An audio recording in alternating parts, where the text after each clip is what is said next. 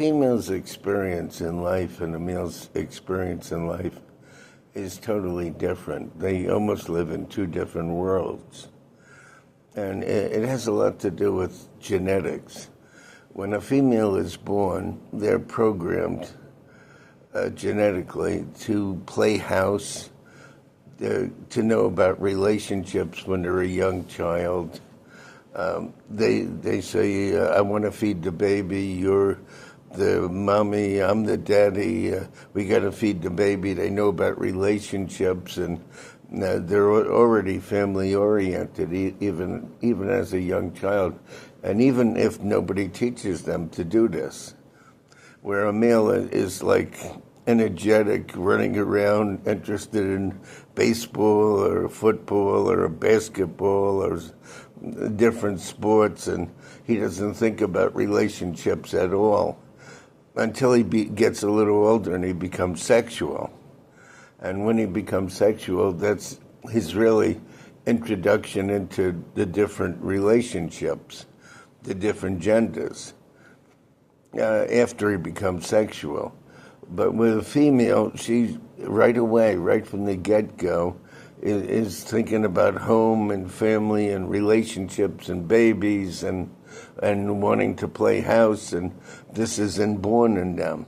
And then they live in two different worlds. The female, to her appearance is very important. I remember as a young child, a little 6-year-old girl trying on clothes just to see how she looked. And when they try to clothes on with a male, he didn't even want to bother. It was unimportant to him how he looked. And all through a female's life, she's doing mascara and her eyes and her nails and her makeup and looking in a full-length mirror, and her appearance is very important to her. And she spends a lot of time just on her own appearance. And it has to do with looking good to the opposite sex and being very presentable and ladylike. And it shows you the difference between the two. In these crime dramas, they show a man being violent, and that's something that naughty that he did, that's antisocial. With a female, they show sexual things as an antisocial thing with a female, because she's supposed to be a mother-like figure, much held to a much higher standard than a male. A male is considered more animal-like or physical, and a female is considered more gentle and mother-like. And even the bloodline in a family is basically a part of a female's thing, which means everybody knows who the mother is. The father is always a question. Hopefully it's not a question, but basically there's no question about the mother. There could be a question on who the father is of the child. And even when it comes to marriage, the female's the main thing. They yell, "Here comes the bride." They don't yell, "Here comes the groom." And usually people say, "Well, who is the groom?" And among the groomsmen, they usually say, "Well, it's the one that looks like this."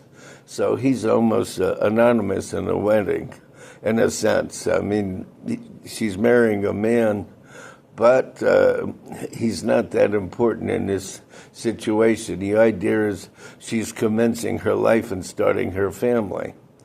And the female's situation is much different. A man, when he gets married, it has to do with responsibilities and settling down and being responsible for the family, the support of a child, the education of a child, and meeting his obligations. So to a man, it's a whole different experience than to a female. And a female's life and a male's life are two different. They live in two different worlds in a way. The male doesn't care that much about his appearance, most males. I mean, if you're in business, you got to wear a suit or you got to conform and comb your hair. But basically, females spend a lot of time on their hair and their makeup and the way they look and their dress. And and it's part of more of a female's demeanor to do to such.